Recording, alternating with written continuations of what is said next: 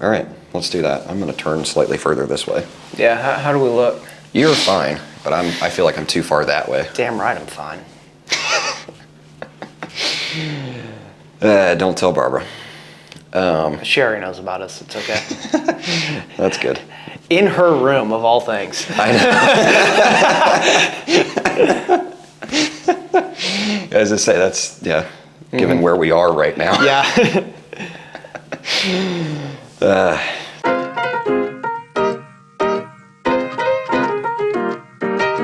Hi, everybody. My name's Andrew. My name's Mike. And welcome back to Impact Damage. As you can see, for the third time, we are in a different location today. Yes, because we continue to move and or are too lazy to go to each other's houses and or... yes, exactly. Just decide that, we're going to mix it up. Yes, pretty much. Or we forget things. I actually didn't forget anything today, which I'm kind of proud of. Yeah, no, you didn't. So that's good. Except for your other phone. Yes, because it was dead. Okay, well, I guess that doesn't count as forgetting. So where we are right now is a new location that we haven't been in before, because it's actually his new place. Yeah. And we're actually going to have a dedicated filming studio now, which is incredible because, once again, we do not make any money off of this show yet. Yeah. They say find a hobby that doesn't cost you too much money. We are not listening to that at all. No, because this one costs a good amount of money every month. The upside is you actually get to live in it too. Yes, that's a good as point. does your wife. Yeah. So currently, what our plan is, I now have a space with a one-car garage. Since my wife's car and my car are basically too big to fit in it anyway. Yeah. We're just going to turn it into a podcast studio. Yep. With plenty of room for me to work on things and just have it be a work area. Yeah. Put in some sound deadening. Where we definitely, that's why we're recording in this room today, because honestly, the audio in here is still pretty bad, but it was way worse downstairs. So we're going to have to get some sound panels. We're going to get like some custom printed ones to put behind us, so it's not just a blank wall. But that's, we need to save some money first. Yeah, and now that we've recorded that, we actually do have to do that, don't we? Yeah. It's okay. We will. I'm excited for it, though. Well, I said in like the first episode that I was going to make an intro, and I didn't get around to making one until like the fourth episode. So it will happen eventually. Yeah, it will always happen eventually. I didn't even know we had an intro yet. Oh, yeah. Which is good, because that means you haven't watched the episode that went out like a month ago. Nope. Thank you. Well, that's okay. You were in it, so like you're not really missing anything. Yeah, I don't know. I don't need to watch it. But yeah, it will happen eventually. But hopefully, I think our idea is we're going to get some just generic ones to put on the sides first, so it'll help a little bit, and we can start recording down there next time. But yeah, it'll happen eventually. But that's where we are now. Everything should be here going forwards, unless we just decide to change it up again. Yeah. So which will more than likely happen. Yeah. So, stay tuned. Yeah, exactly.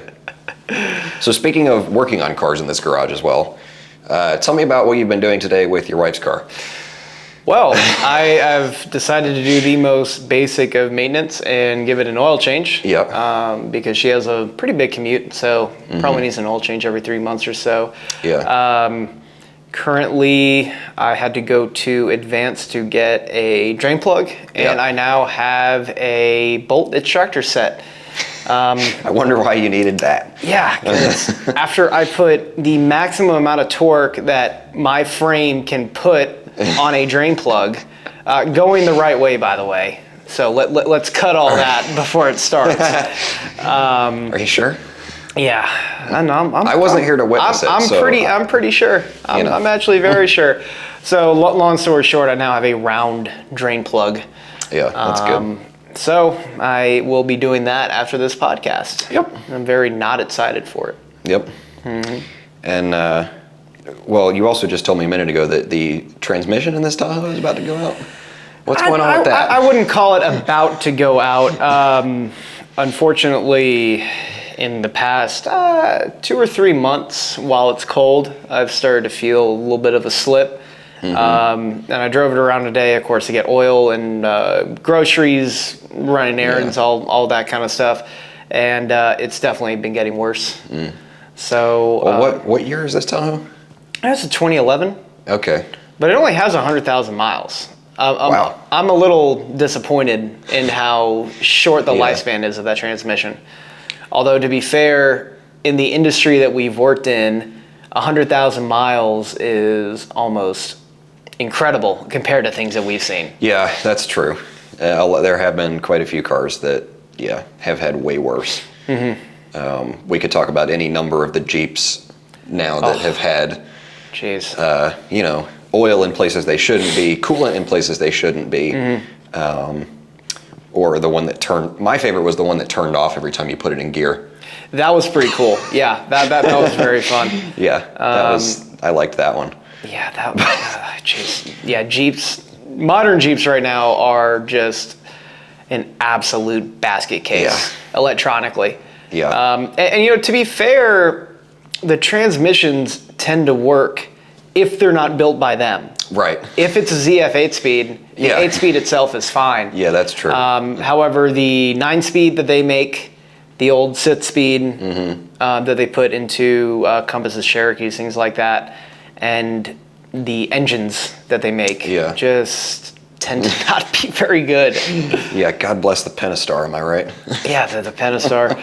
And the problem is the Pentastar is a good one. Exactly. You probably remember we had a 2-liter turbo Wrangler with about 20,000 miles, probably on 0 oil changes. Yeah. And the cams had the wear of probably a 150,000 mile car. And everything was just messed up about that one. Well, what I love is the fact that the Jeep dealer that you guys use still has my phone number. Yeah. So I get to see all the pictures and all the ROs for these cars. Back when I thought you were going to do your job. So every now and again, I'll get a text from Tanner that'll be like, it's an automated thing, but it'll have the link to it, and I'll just look at it and I'll laugh. The video of what they're doing to your car. Yeah. I'm glad you brought that up because I actually have some good stories. Okay. So at this point I forgot. I think it was a BMW that we sent over. And as y'all probably know, nowadays when you send a car to a dealer, they'll send you a video from the technician covering what the technician is currently working on. Right. In an act of transparency and things like that. So this BMW, it was getting a new key made, and I got a video. I said, okay, cool. He's going to tell me the video is made. It was 10 seconds long, just black screen, and it was him arguing with his friend. That sounds about right. Yeah, with a little bit of profanity involved too. Yeah. So I ended up calling the service advisor and said, hey, it appears that my key's ready. He says, great. Yeah. So hey, by the way, I got a video. Didn't really accomplish a whole lot. I think the guy was just yelling at his friend. He's like, oh my goodness, I'm so sorry. He's like, no, don't worry about it. It seemed important, so I just... And it was pretty funny anyway, so... I just let it be. Yeah. Now, imagine if a typical BMW owner got that. That probably would have been a problem. Yeah, that would be bad. But as it going to someone that is also working in the industry at another dealership, it's like, whatever. We hear worse on a daily basis anyway, so. Yeah, and I mean, in where I work, you got to cut those guys some slack because you know who they're getting yelled at when you're off the phone with them, which is who we're getting yelled at by. You gotta, Yeah, exactly. Make it fun. Sometimes your job isn't fun, and if as long as you can have a good sense of humor about things that they do, you'll be all right. Yeah, it's all good, but. So that's good that we're having we may have another Chevrolet vehicle to talk about with issues soon. Yes. Guess we'll see. Yeah, everyone can connect the dots there, but I'm not overly happy with General Motors. Yeah, so we'll see what happens with that. But that's basically your car update right now. Yeah. Still haven't done anything with your truck. No, I Still haven't put your wheels on. No, I haven't. Well, thanks to other life events going on with other vehicles, those wheels and tires might be getting sold to afford either a transmission rebuild or a new car. Yeah, there's that. Yeah. There's that. Mm-hmm. Yeah, so there may be a new Tahoe coming soon. Yeah, unless you can somehow convince Barbara to get something else. Yeah, which I doubt. Yeah, so I believe I've explained this in the first episode, but my wife is a car enthusiast of large vehicles. My wife, yeah. She is a car enthusiast of large vehicles. Yes. So because she's 5 foot tall. Yeah, because she is 5'1" on a good day. So when it comes to vehicles she likes, it's the 4Runner, which is actually that would be cool. A solid vehicle. Yeah. Besides that, it's Tahoe Suburban, Yukon, Escalade, Expedition, Wagoneer. Right. All of those are things I can't afford. Okay, well, yeah, Wagoneer is 100% out of there. As an Escalade. Yes, correct. Well, I could buy an Escalade. I could buy the first Escalade. Well, yeah. Ever made. I don't know how that conversation would go. Yeah. You know what you should get, actually, is the same generation as the Tahoe that you guys have now. They did make a hybrid Escalade. A hybrid Escalade? Yeah, because they made a Tahoe hybrid in that. Really? Gen. Yeah. Well, I knew that. It was actually. I didn't realize they made an Escalade hybrid. Yeah, it was actually the North American green car of the year at one point, which I think is quite funny. Which, double that up with the fact that they were worried about tow capacity on the hybrids, so they only got the bigger, less efficient engine to go with the hybrid system. Yeah, because that was actually on an old episode of Top Gear at one point. When it sort of came out, and they were talking about how it was the North American Green Car of the Year, or at least it was a finalist. I don't remember. Yeah, they definitely got a kick out of that. Yeah, but they were making fun of the fact that the judges at that point for this competition were Jay Leno and Carroll Shelby, because he was still alive back then, and somebody. I forget his name, but it was Jacques Cousteau's son. Really? Yeah. Who somehow ended up on the North American Green Car of the Year, and they were making fun of that because he would just walk into the room and there would be Jay Leno and Carroll Shelby supercharging their chairs. Yeah. And then there's this French guy who's like, who probably just hated every single car. Yeah. Wanted to burn every single one. Yeah, but France is a very nice place sometimes. It's a nice place. It just has terrible people in it. I was trying to think of a way to phrase that nicer, but yeah. No, that's okay. But anyway, so yeah, you should get an Escalade hybrid. Okay, yeah, that sure. That would be great. I will pitch an Escalade hybrid. The thing is, Barbara will say yes. Well, yeah. And then she'll see it and realize that it's, the one that we can afford has another 100,000 miles. Yeah, true.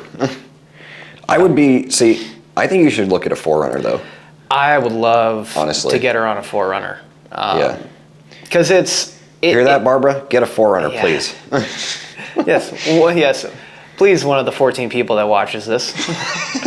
Well, she is one of them. Yeah, she is. So. Yeah. No, very, very, very nice of you. Thank you, honey. Yes. I appreciate that. So, I would really push for a 4Runner. Yeah, that would be good. Yeah, because it makes sense because it is pretty compact compared to other things that she likes, and really as a car in general. I mean, it has less of a footprint than a Highlander. Yeah, true. So it would fit in the garage here. It would fit in the garage. Actually, don't tell her that. Well, no, that's okay. We'll just move it out. Yeah, once you get something else. Yeah. Yeah, and I think it's more practical, and to be honest, it would be slightly more efficient too. It would be slightly more efficient, which is not that that's shocking, obviously a massive concern, but Yeah. Yeah, currently our house combined MPG is like around 13. Yeah. So, maybe I might go up to 14. Yeah, out of 11 liters of naturally aspirated V8. Yeah, which would be a big miss. Don't get me wrong. Yeah. But yeah, I think I would like for her to be in a 4Runner. Yeah. And it has all the features that she needs. True. Yeah. She really only wants heated seats. Mm-hmm. She doesn't care about a sunroof. She doesn't care about driver aids or anything like that. Like she prefers normal cruise control to my truck's radar cruise control. Mm-hmm. I mean, it's kind of got it all. Yeah. And rolled down rear window. Yes. Kind of cool. Yeah, so you can have two vehicles with opening rear windows. Mm-hmm. So. Yeah. Well, I've been taking up a lot of spotlight. I think there are some updates in your collection that are probably more interesting.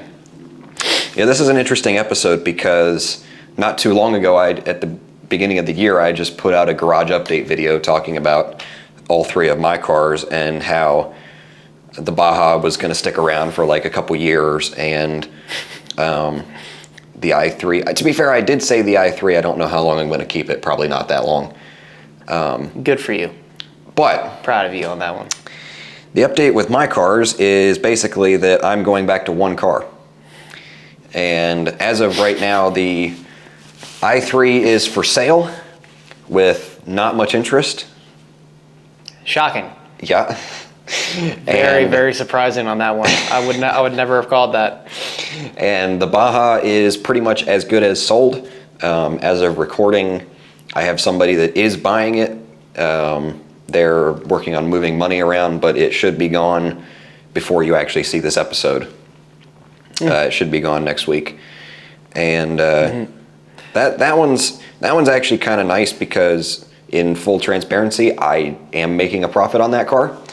I bought it for $4,000 plus, dock and tax, and I'm selling it for $8,500. So, there you go. There's that. Yeah. It is kind of sad though, because, and I remember, like, per our conversation, the Baja wasn't something you really wanted to see go immediately. No, it's not. And the i3 was the one you could get rid of. Yeah, the i3 is the easiest for me to let go of, but it's also the hardest to sell. Yeah.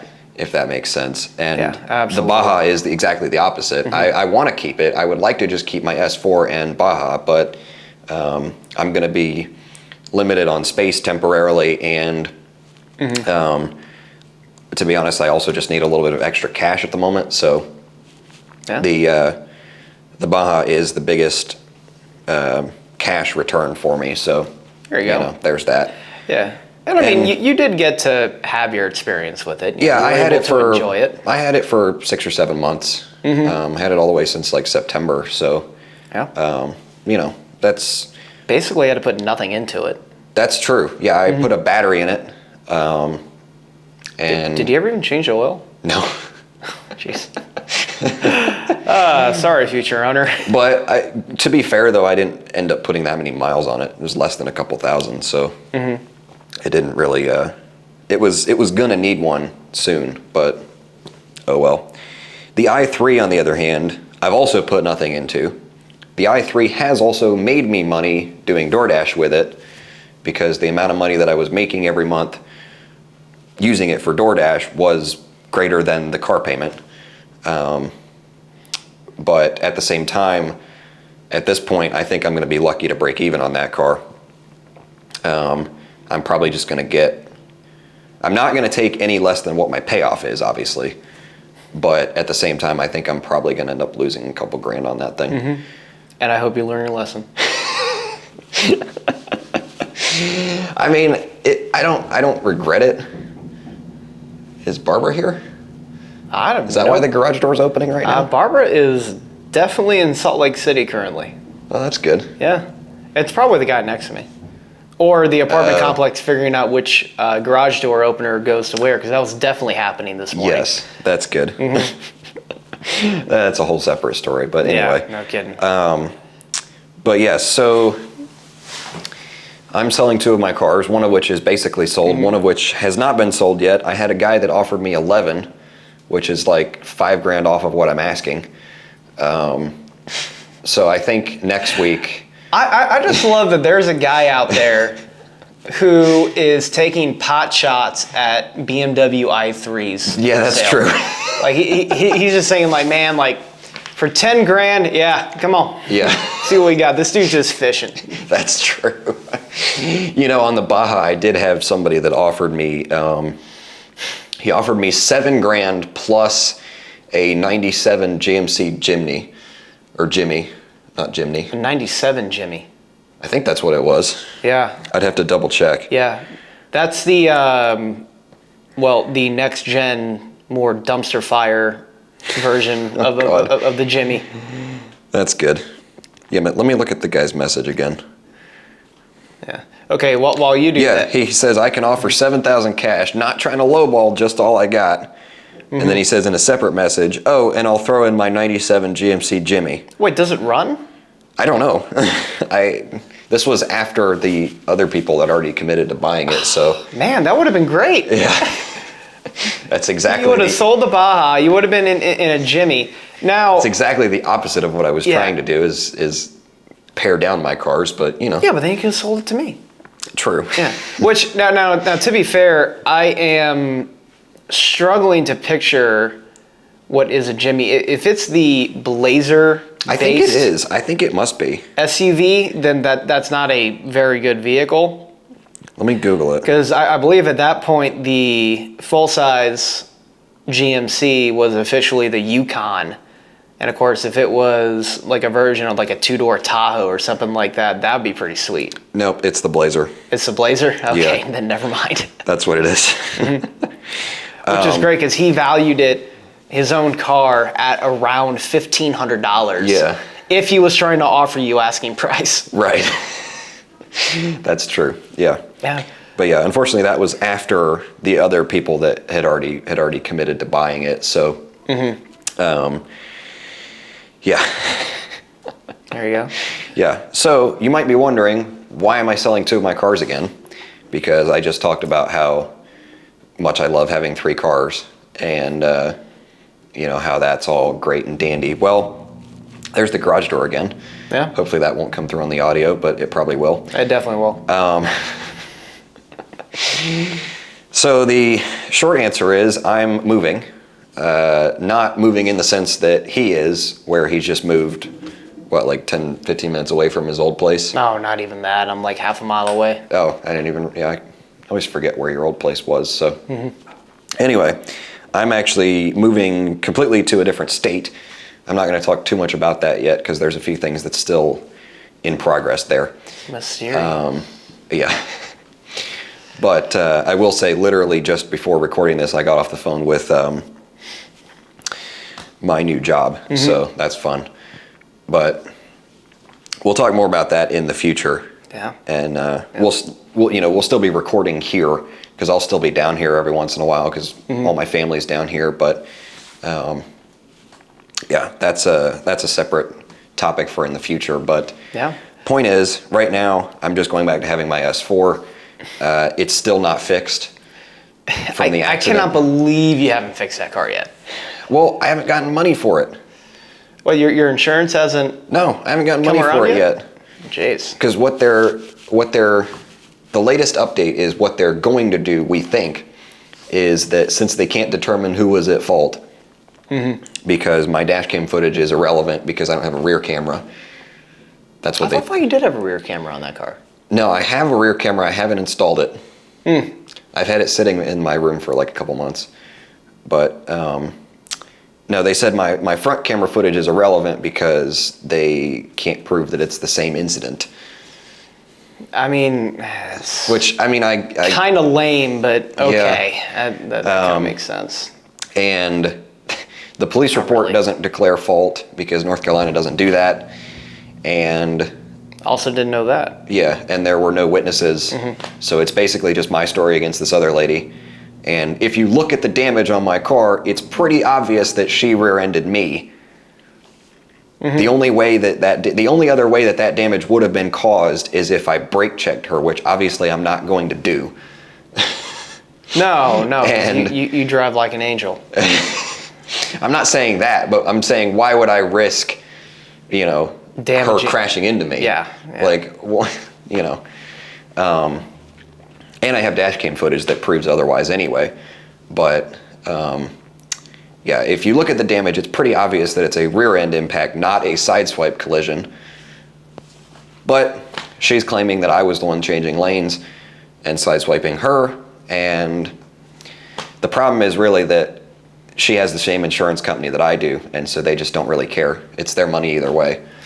Wow, I didn't know that. Yeah. So I figured that'd make everything easier though. Just like I thought so too, but like they're gonna have to pay for those damages because both y'all are gonna make a claim. right. Let's just keep it moving. I guess they're trying to figure out whose rate they're gonna increase. I guess I don't really know, but either way, that's where we're at with that. Yeah, I posted on Instagram about the accident, and I think I mentioned it in one of my Tesla videos recently. Excuse me, mentioned it in one of my Tesla videos recently, but I haven't actually talked about it on this show. But the update is it's still damaged. It's going to end up getting fixed after I move to Virginia at this point. But whatever. I'm not getting rid of that car yet anyway. I still love it too much. Yeah. It's a pretty nice car, honestly. Yeah, it's a great car. Yeah. It's got 70,000 miles on it now, and it still leaks oil, which I will get fixed after the accident damage gets fixed, but I'm not putting any money into it before that. Impact damage. Yes, you're right. Come on, I still got it. You're right. Still got it. I mean, that's the name of this show. So, yeah, that's the update with my cars. Basically, I'm selling 2 of them. One of them's basically sold. Next week, when I come back from where I'm going this weekend, I'm probably just going to take the i3 around to a bunch of dealers and see who gives me the most for it. Yeah, fair enough. See if Carvana is about to declare bankruptcy again to try to get some money out of them. Yeah. Oh, and I forgot to turn off my work phone. Nice. Go fuck yourself, editing Andrew. What's up, Ricky? Oh, we're going to answer it too. Oh, yeah. 7 hours later. That was interesting. Yeah. Had a little bit of a delay there. Some official business going on. Yep. Yeah, had a phone call from the boss, which is never fun to get on your day off, but it was for good reasons. So, but now we're back. Yeah, again, and for the second episode in a row, I'm going to have to use a SpongeBob transition. Yeah, well, that's that's just what brings it all together, right? Yeah. Yeah. Well, since we've done enough rambling on about our personal cars, Yes. we should probably get on to an actual topic. Yes. And today we're going to talk about what we think are the best and worst features in modern cars. Yes. And this is one of those ones that we've not really prepared for. So we're just going to kind of go for it. Yeah. And but it's easy to do something like this off the cuff. Yeah, it's an easy topic. We already have our opinions of it. It's an easy topic. Yeah, that's true. So why don't you go first?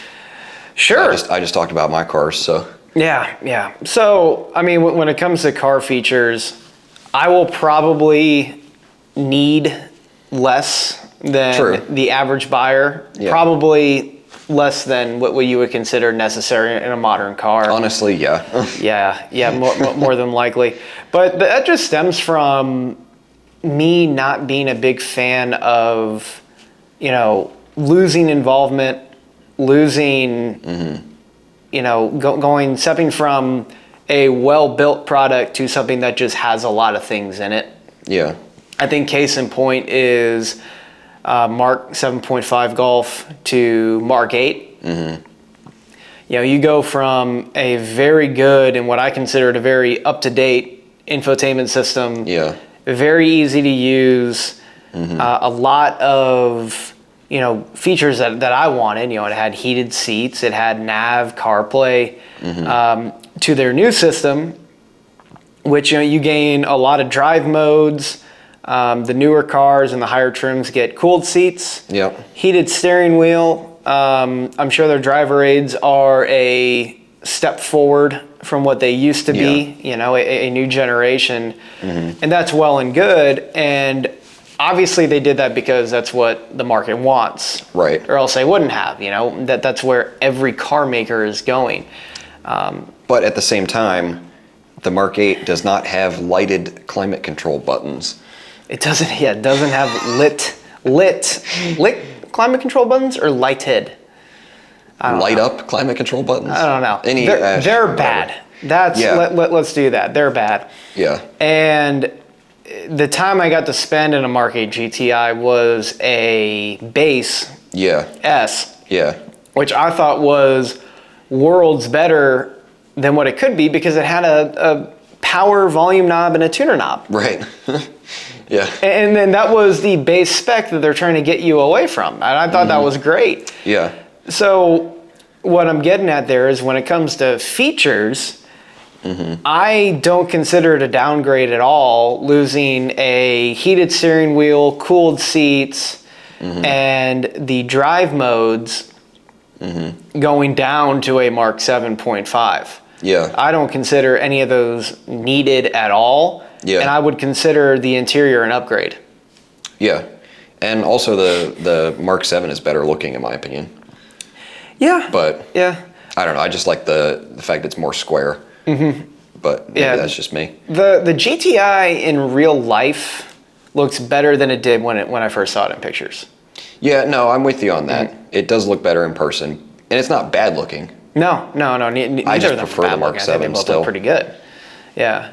So, you know, when it comes to those kind of features, pass. I mean, I think right now, if I were to buy a brand new modern car, I would really only need CarPlay, heated seats, which has been around for a very long time. I mean, I guess that's not a huge feature. The only thing that I think a modern car should have is a good adaptive cruise control. That's actually like one of those newer products that I think is very, very nice. It limits fatigue on long drives more than I thought it would. I just put about 1,200 miles in a weekend on the Tundra, and having radar cruise on the highway portions of it was honestly like made it a lot easier than I thought it would. Yeah. Well, I just did 1,500 miles in a Tesla Model 3 a couple weeks ago, and I used autopilot for the majority of that. And that was, I mean, same thing. It was amazing. Yeah. Even just when it was on regular, you know, adaptive cruise control and not even steering assist, it was so nice. Yeah. Adaptive cruise is good. And then when it comes to CarPlay, you know, car makers really don't need, in my opinion, car makers barely need to invest in their own UI. Oh yeah, at this point, yeah. There's really not much point anymore. Yeah, the F-150 I had, I used the built-in nav once. Yeah. Because I had never used it before, and I was like, I wonder how it is. And it was great, you know, and the touchscreen's pretty responsive, and it all looks good. And I immediately went back to using CarPlay. Yeah. Because I just don't see the need. I really don't. Yeah, the only time I've ever used the built-in navigation in my Audi is when I want to have a destination up, but Kira wants to have her phone plugged in for music. Interesting. Because the built-in nav in my Audi will show up in the gauge cluster, but the CarPlay map won't. Gotcha. So she can have her thing on the center screen, and then I can have my directions right in front of me. That's the only time I've ever used it, though. Yeah. To be brutally honest, if Audi had figured out a way to get your Google Maps or Apple Maps in your gauge cluster, which there's a few cars that are doing that. That would be awesome. There are a few cars that are doing that now. Really? With CarPlay. Yeah, some of the newer BMWs with CarPlay will do that. And I think all the new Volvo and Polestar stuff does as well, I believe. Really? Yeah. But that's good. But yeah, that's the biggest downside of CarPlay for me. Because I'm kind of with you. Like, I really need, you know, CarPlay. Honestly, I would personally rather have a heated wheel over heated seats. Really? Just because I can never remember the name of it, but I have this condition. It's an actual real medical condition where your hands and feet are really sensitive to temperature. I thought that was all people, to be honest. Well, sorry. Explaining it like that sounds I'm sure stupid. you have a real condition, Andrew. I'm sure. No, it's very explaining hard. it like that sounds stupid, but if you know, like if you Google it, it's a real thing. Like my hands and feet will get really red, like in the shower. Really? Yeah, and like they will tend to get really cold, more so than anything else, more so than a normal person, I guess. It is a real thing, I promise, but I personally like having a heated wheel just for that. I honestly don't use my heated seats that often. I do use my heated seats to keep food warm. That's funny. But, that's about it. The biggest thing for me, though, I think, is actually having nice lights, having nice headlights. Nice lights. Okay. Because Okay. I've had so many cars with shitty headlights that I'm now not buying another car, like modern car. Obviously the Baja and stuff like that is an exception. I'm not buying another fairly new car that doesn't have nice headlights from factory. Yeah. I definitely see where you're coming from. I've only owned one vehicle that didn't just have basic halogen lights. It was a Chevy Silverado. It had LED projectors. And you're kind of right.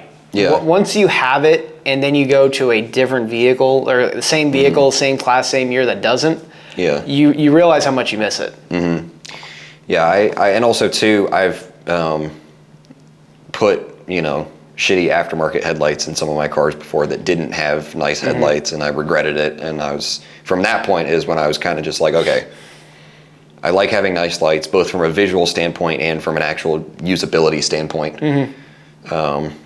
So yeah, I'm not going to buy another modern car that doesn't have nice headlights. Yeah, the headlights on your Audi do look really good too. They do look cool, yeah.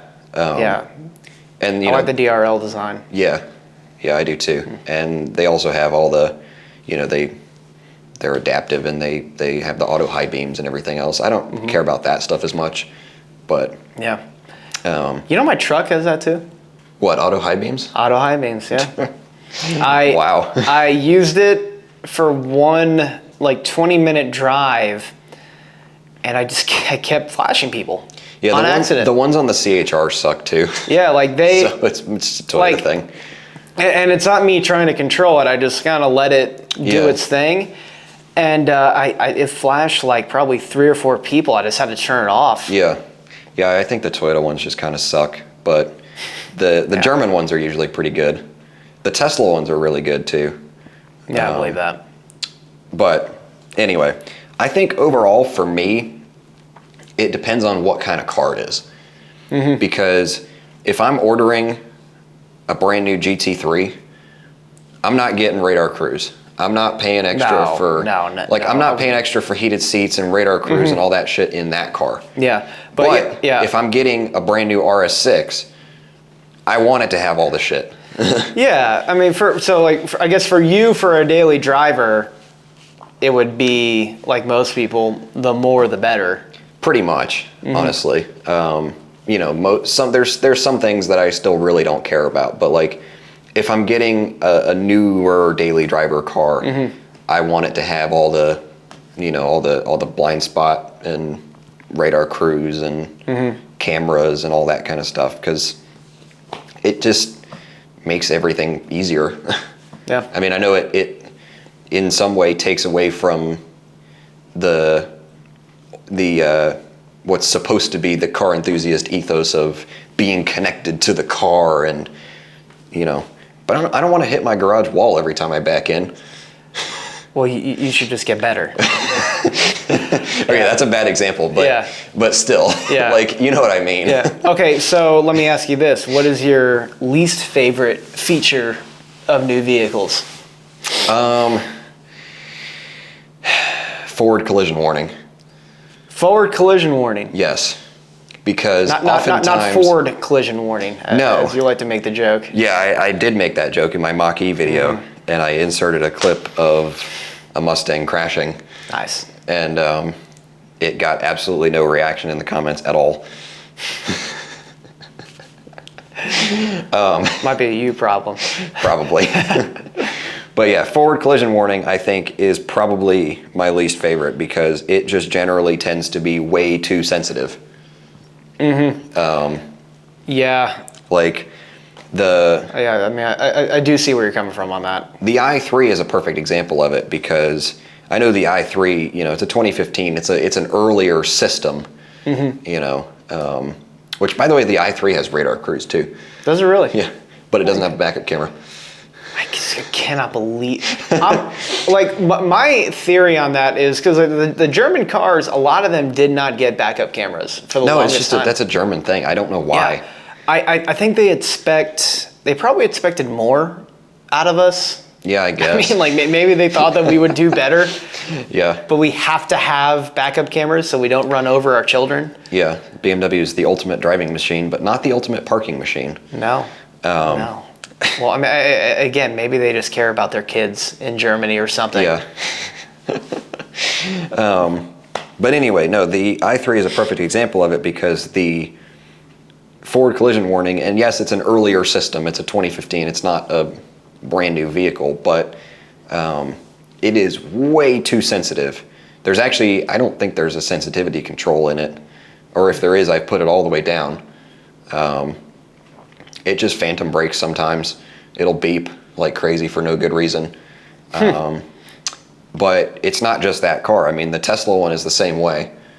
The Tesla forward collision warning, as well as the Tesla lane departure warning, not the lane keep assist, the actual steering assist, but the lane departure warning. That's probably my second least favorite, honestly. Yeah, lane departure warning is up there with my least favorite invention. Yeah, because again, I like the steering assist sometimes, but when you hit the line and it just beeps at you, like, what does that do?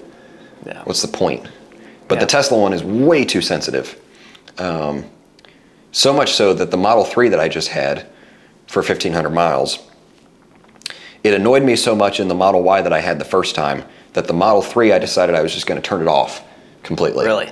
Can you do that in those cars? Yes, you can. Wow.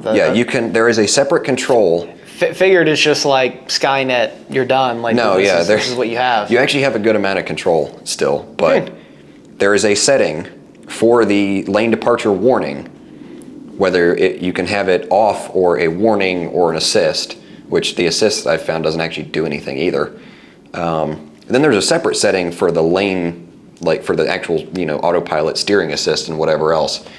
I turned both the steering assist and the lane departure warning completely off, and it still beeps at you. No way. Yes, it does. I swear to God. Yeah, that's a problem. I turned it off, and it did not do anything. I don't like that at all. Yeah, so that was a lot of fun. So then I just turned it back on because it didn't make a difference.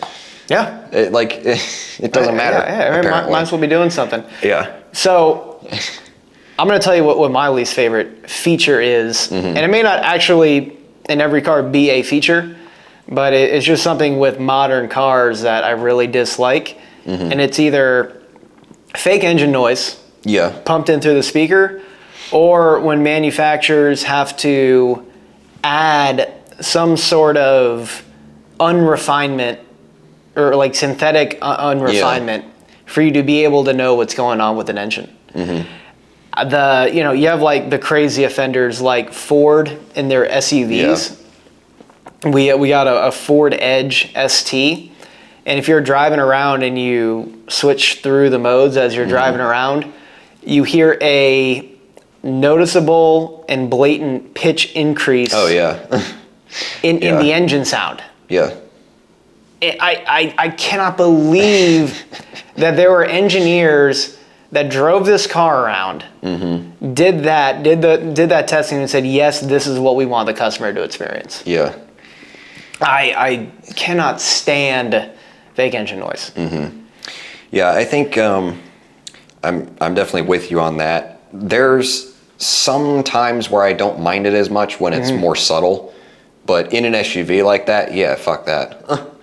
Yeah, and here's the thing, like a car like that, they're gonna pitch it as a performance car.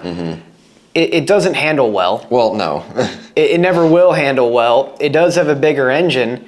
You might as well just be honest and call it your big engine premium Ford Edge. Yeah. And don't have fake engine noise that you can tell so blatantly. Yeah. And I mean, BMW is a culprit of it. Toyota is a corporate, yeah, a corporate culprit. One of those words. Yeah. Gotta watch my tongue twisters. Yeah. But Toyota does. I mean, yeah, everybody does it. Everybody does it now. And the problem is, if you think that your customers want more involvement, more engagement, you should make the car louder. Yeah.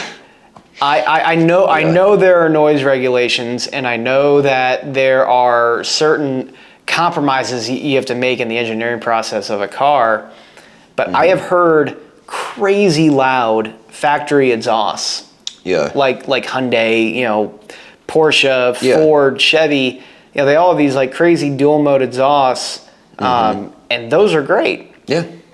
But if you know that's what your customer wants, and there is a noise level that you know that they are okay with coping with, just give it to them. Yeah. Or just don't try at all. Yeah, or just don't do it, and let your customer enjoy how quiet the car is. That's why keeping on the Ford thing, the Explorer, the Platinum is the best one to get, because you get the 400 horsepower EcoBoost and all the features, but you don't get any of the stupid fake sporty shit. Yeah, exactly. But that's, anyway. Yeah, I'm with you on that. It's either go all out like a Veloster N, or just don't try, please. We could honestly, we could do a whole separate episode on like the worst trends in modern car design. Yeah.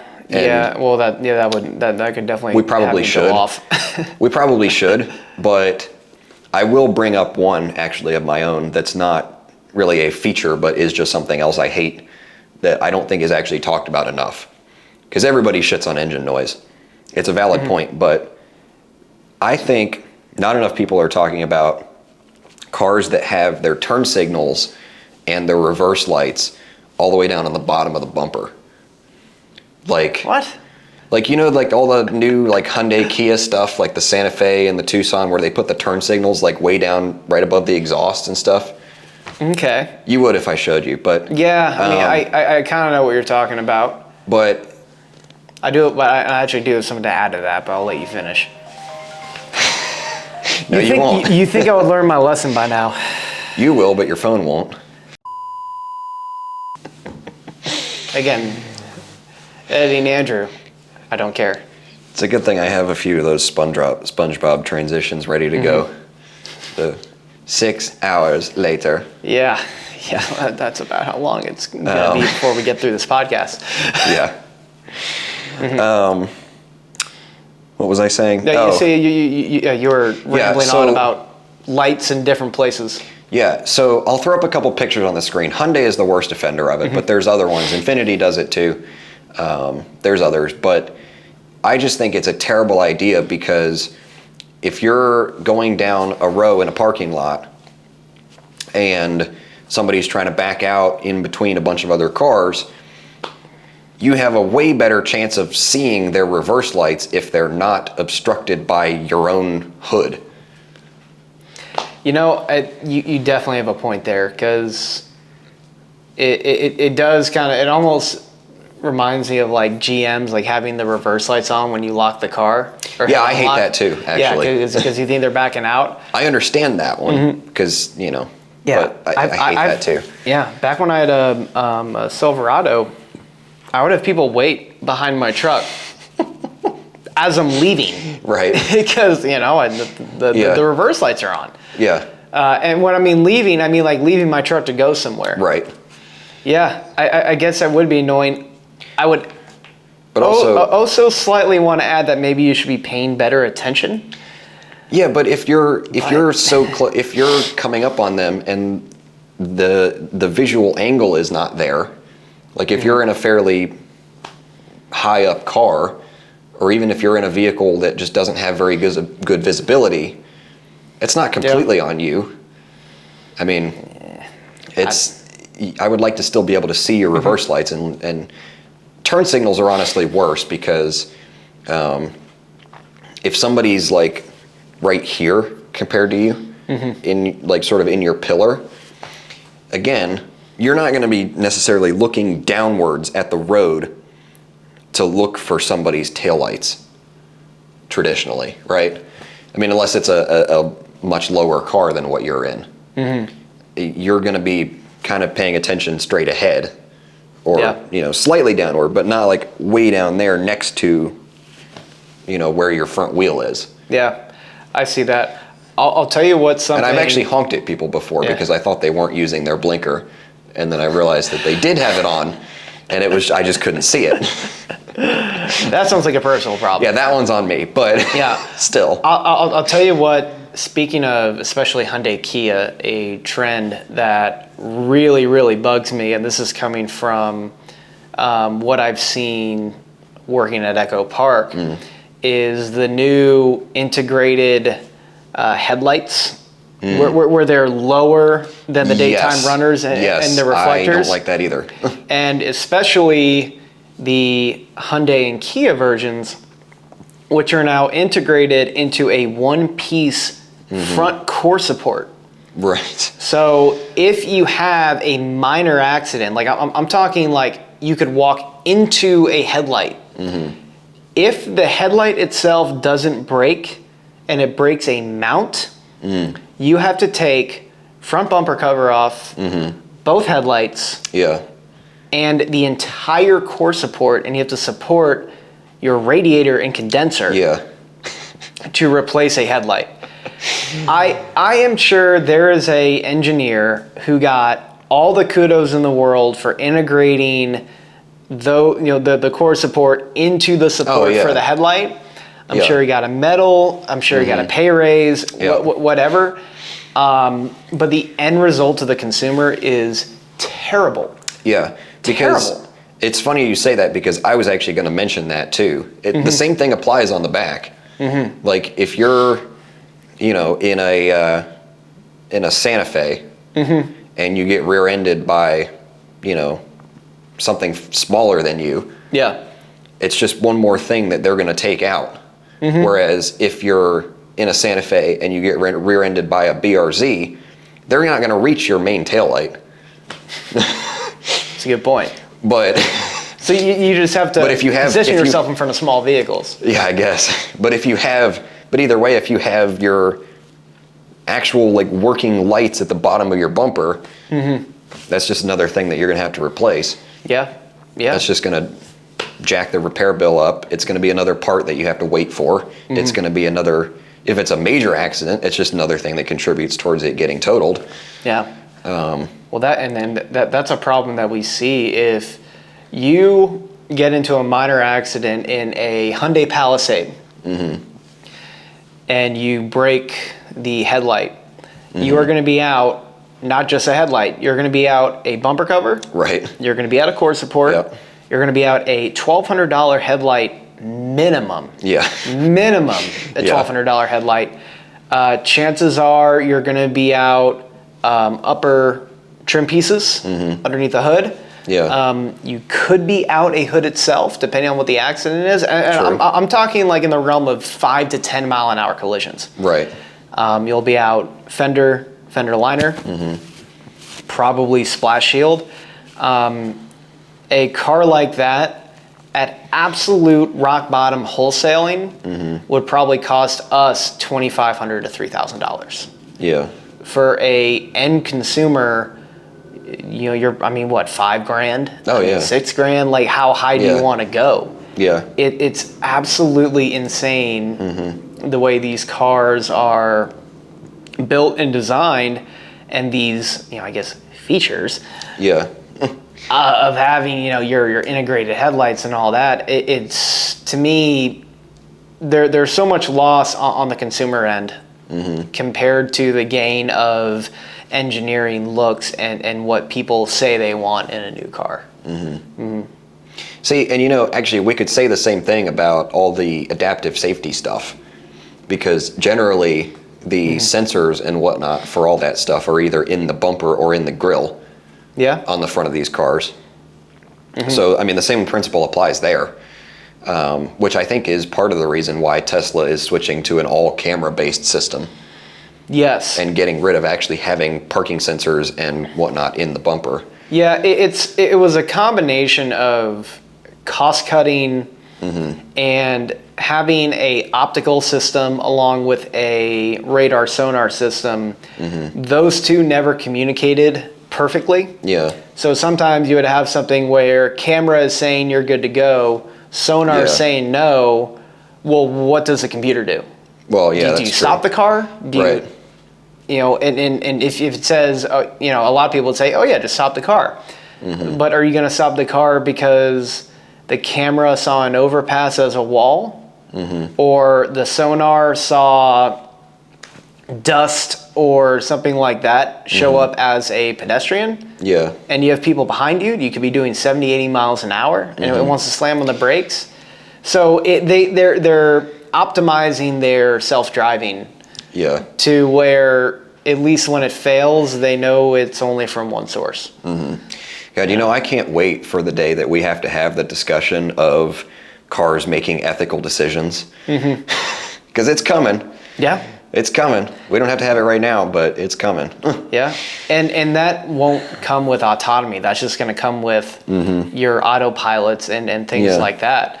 I think Mercedes was in the news like a couple of years ago about that, where they were showing off their, level whatever self-driving. And the question was asked of, if you have a pedestrian and a brick wall, right, what does the car choose? Yeah, exactly. And Mercedes, in probably the most professional German way possible, said the pedestrian. Yeah. And they and really their claim is the car's main purpose is to protect the occupant. And the person who owns the car, and the car is responsible for them. Yeah. So, I'm sorry, Grandma. It ain't your day. You're going to get whacked by an EQS. Yeah, instead of Grandma got run over by a reindeer. Yeah. Grandma got run over by an EQS. Yeah. It did a quick algorithm check. I was like, you know what? I'm seeing mid-70s on this lady. We're going for it. Yeah. So that'll tie in great to the social credit. Yeah, really. So yeah, once again, as usual, we're kind of off where we started, but that's a very good point, though, and we should probably do a whole episode on the worst trends in modern car design eventually. But features-wise, I think we can both agree that ultimately there's always going to be things that we really want to have in a modern car, that even if they take away from the being connected to the car, even if they add a little bit of weight, there's things that we aren't willing to give up. Yeah. But again, for me, it just depends on what kind of car it is.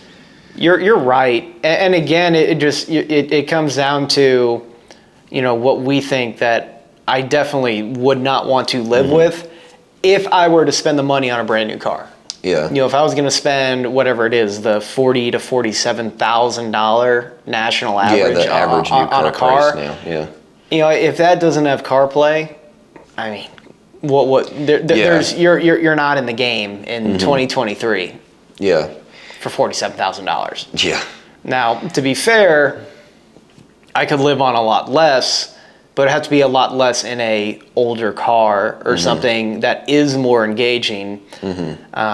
New cars have, for the most part, taken a lot of engagement out. There's great examples of cars that haven't, but again, by and large, if I'm already going to be in an isolation box and something that just transports me to and from, I mean, yeah, adaptive cruise, CarPlay, and heated seats. I get cold. Yeah. I like having heated seats. Yeah. I'm gonna go. I'm gonna go CarPlay, nice headlights, and probably heated wheel. Yeah, maybe throw in a dual zone climate control too. Yeah, that's fair.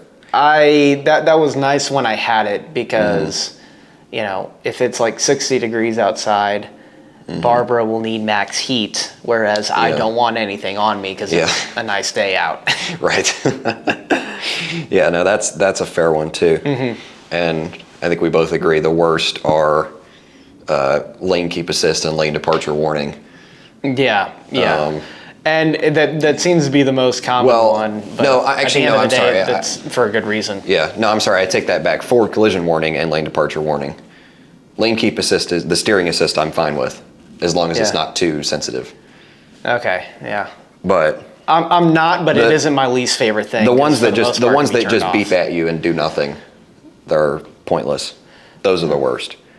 But anyway, any other good ones you can think of that are bad right now? Other ones that are bad? Yeah. I've basically said everything. I mean, again, a lot of them come down to trends, like the capacitive touch buttons. True. Piano black, which is actually thankfully kind of leaving. Yeah, it is. For the most part. Yeah. I'll throw in one that I don't like. Okay. The lack of shifter in an automatic transmission. Oh, okay. I do not want my shifter to be a button or something. It cannot be something that leaves like a shadow of a doubt if you're not looking at it. Like if I have a shifter, I really don't see the need to go away from P, R, and D. Right. In an automatic. Or something there where you just don't have to look at it. Yeah. I mean, I hate to say it, even like a rotary knob, just something like the Braun shifter in VW products. Yeah, the little shaver thing. It is just not great. BMWs are, you have to get used to them. That's probably the best thing I can say. And then, the crazy ones like the GMC with like 2 buttons for park and neutral, and 2 toggle switches for reverse and drive. Yeah.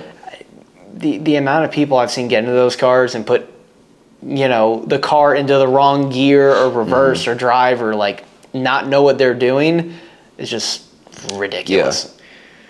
Yeah. See, I'm with you. I don't like them in a sense, but at the same time, I kind of also don't care. Like, I get where you're coming from, but at least in that respect anyway, I'm not an idiot. I know how they operate. I'm not going to put it in the wrong gear on accident. So I actually don't mind, having a button or having a dial.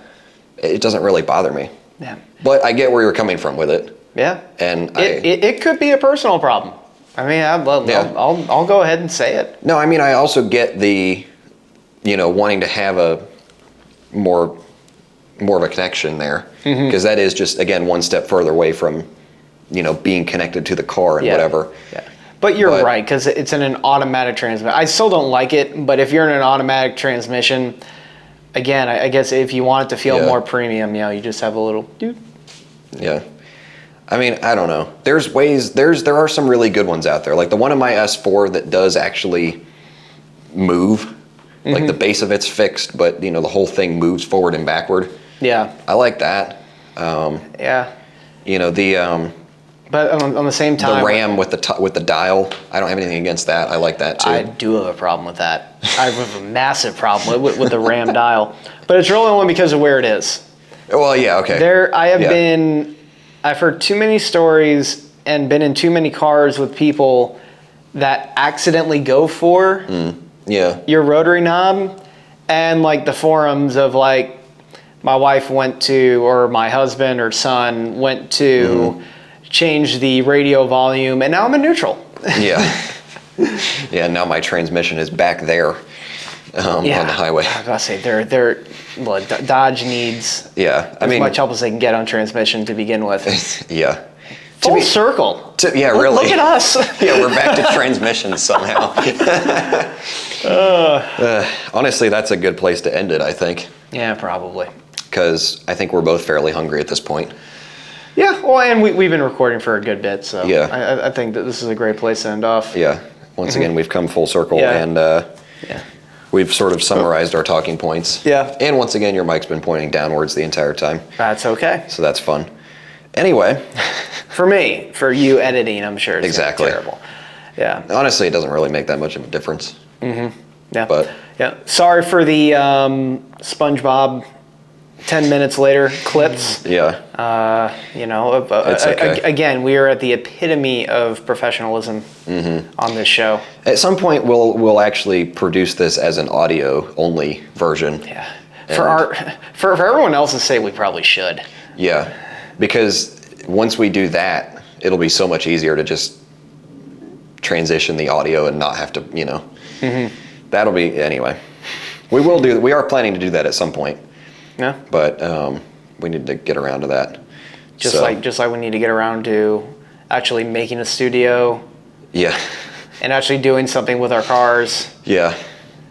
And basically everything else in our lives. Yeah. We'll get around to it. Welcome to being adults. 2 young guys LARPing as old men in lawn chairs. Yeah, throw that comment up on the screen right now. I'm going to. Oh, we have a fan.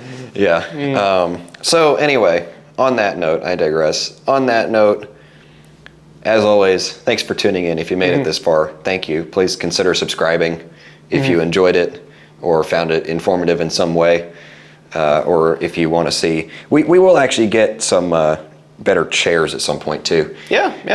I might also get a little bit tanner eventually. Yeah. Yeah. That's what happens when we get out of the winter months. True. Anyway, with that said, thanks for tuning in as always. And if you want to see more, feel free to stick around. But we'll see you next time. All right. Thank you guys.